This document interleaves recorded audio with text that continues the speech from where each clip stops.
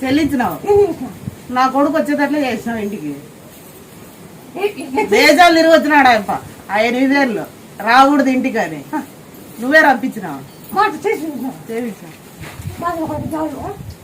ఇంకా కొడుకు కాదు కొట్టాడు.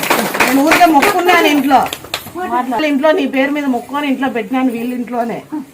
నా అల్లునికి లారీ తెచ్చుకోవాలమ్మా పొద్దున్న లోపల వచ్చింది దేనికి పోయిండేది. ఆ 11 రూపాయలు పెడితేనే పొద్దునకే వచ్చేసా వచ్చినావు. తలుచుకున్నా అనుకోకుండా నా దగ్గర 1 రూపాయి డబ్బులు లేకుండా నా దగ్గర వచ్చేసింది. ఓనరే వచ్చి నీకేం కావాలంటే అది చేయిస్తానని చెప్పేసి ఇక నాకు పడిపోయినావా నాయన గట్టిగా వచ్చి ఇవి చూపించినాను బయటపడింది పడిపోయింది. అసలు ఏం లేదు అనుకున్నాను అయిపోయింది అనుకున్నాను. ఇది చూపించినాక బయట